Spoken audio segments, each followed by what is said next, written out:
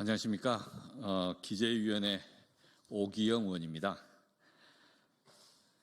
오늘은 삼성바이오 분식회계 사건, 형사사건에 대해서 상고가 필요하다라는 취지로 입장문을 발표하려고 합니다. 국회 16명의 의원들이 연명으로 오늘 입장을 준비했습니다. 민주당 의원들이 다수이고 조국혁신당의 2분, 사회민주당의 한창민 의원 이렇게 해서 16명입니다. 함께하는 의원들을 먼저 말씀드리겠습니다. 김남근 의원, 김남희 의원, 김성환 의원, 김승원 의원, 김영환 의원, 김현정 의원, 박균택 의원, 박주민 의원, 박홍배 의원, 신장식 의원, 오기형 의원, 이강일 의원, 이성윤 의원, 이정문 의원, 차규근 의원, 한창민 의원, 이상 16명 의원의 연명으로 오늘 기자회견문을 준비하였습니다. 삼성바이오로직스 분식회계 형사사건의 항소심 법원이 최근 이재용 회장 등에 대해서 무죄 판결을 선고하였습니다. 1심에 이어서 항소심에서도 무죄 판결이 선고되었으니 이제 검찰은 상고를 접고 그에 상응한 책임을 져야 한다라는 주장이 나오고 있습니다. 서울중앙지검 수사팀이 오늘 형사상고심의위원회 심의를 요청한다는 보도도 있었습니다. 이와 관련하여 제16명 의원은 다음과 같이 입장을 발표합니다. 먼저 검찰은 이 건을 상고해야 합니다. 기존의 대법원 판결이나 행정법원 판결과 모순된다는 지적이 계속 제기되고 있으니 이 점에 대해서 대법원에서 살펴볼 필요가 있습니다. 먼저 삼성바이오는 구 삼성물산의 자회사입니다. 따라서 삼성바이오의 회계 처리 결과는 구 삼성물산과 제일모직의 합병 비율에 직접적인 영향을 줍니다. 삼성바이오는 바이오젠과 합작 투자로 자회사인 삼성바이오에피스를 설립했습니다. 따라서 삼성바이오가 보유한 삼성에피스 지분 비율, 삼성바이오와 바이오젠 사이의 계약상의 콜옵션 등을 고려할 때 삼성에피스가 삼성바이오의 종속 기업인지 관계 기업인지 그리고 회계 처리가 일관되게 이루어진 것인지 분식회계는 아닌지 등이 다툼의 초점이었습니다. 이와 관련하여 첫째, 회계 처리 기준 위반 여부에 대해서 하급심의 판단이 모순됩니다. 분식회계 관련 형사사건의 1심 및 항소심 법원은 삼성바이오의 회계 처리에 대해서 문제가 없다고 판단했지만 행정사건을 담당한 서울행정법원은 회계 처리 기준을 위반한 것으로 판단했습니다. 따라서 대법원이 이 점을 다시 살펴볼 필요가 있습니다. 둘째, 구 삼성물산과 제일모직의 합병 목적 등에 따른 그에 대한 판단이 기존 대법원 판단과 상충됩니다.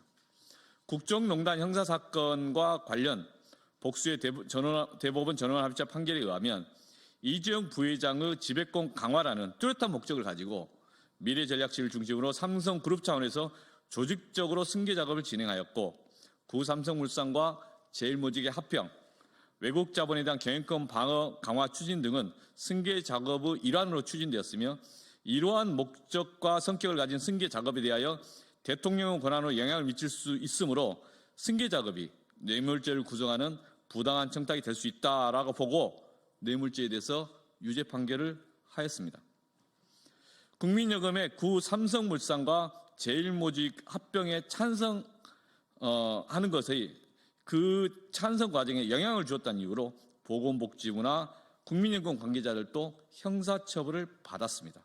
그런데 분식회계 형사사건에서는 구 삼성물산과 제일모직의 합병 목적 등에 대한 승계작업, 이 점이 구분되는 별도의 독립된 것으로 판단하여 국정농단 형사사건의 대법원 전원합의체 판단과 충돌하고 있습니다. 국민들이 납득할 수 있는 설명을 다시 해야 합니다.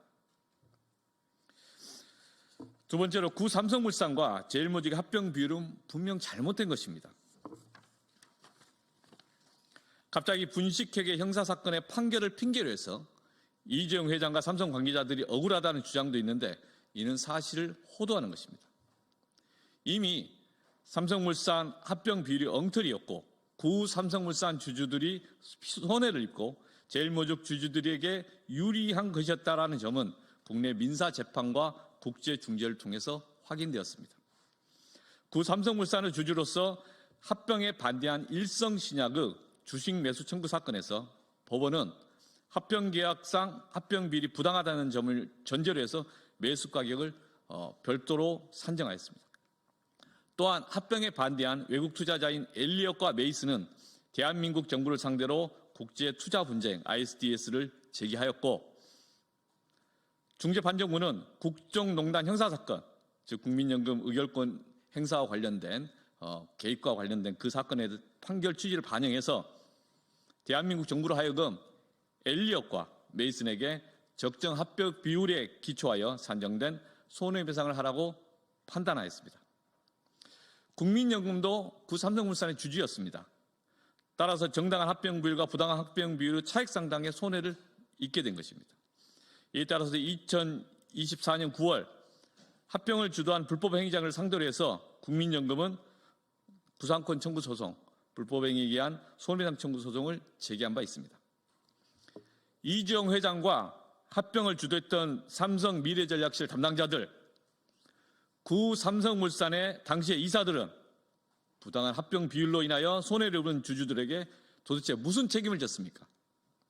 대한민국은 이 합병과 관련해서 2건의 ISDS를 당하였고 손해배상 책임을 부담하게 되었습니다. 국민연금도 부당한 합병으로 인한 손해를 입었습니다.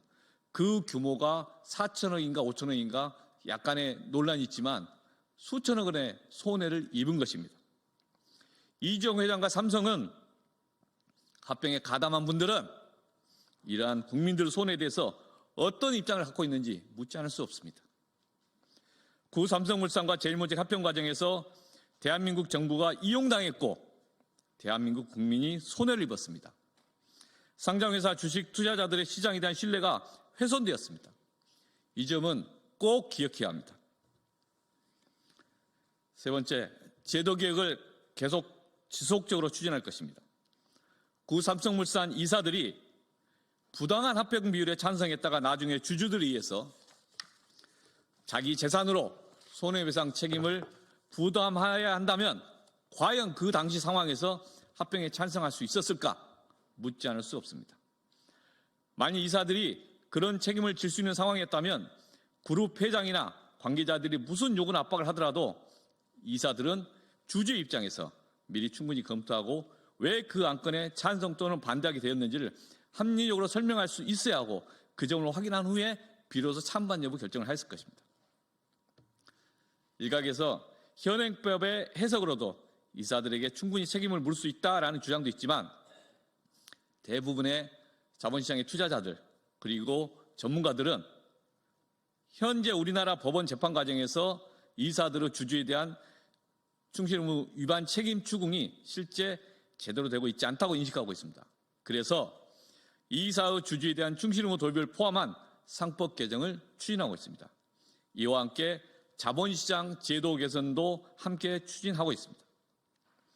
구 삼성물산과 제일모직의 합병권은 우리나라 기업의 지배구조의 문제점, 자본시장의 투명성과 관련돼서 이를 보완하는 사법 시스템 등의 현실이 어떠한지를 보여주는 중요한 사건입니다.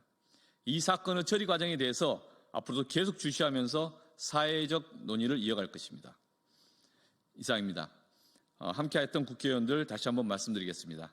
김남근, 김남희, 김성환, 김승원, 김영환, 김현정, 박균택, 박주민, 박공배, 신장식, 오기영, 이강일, 이성윤, 이정문, 차규근, 한창민 이상 16명 의원 일동이었습니다. 감사합니다.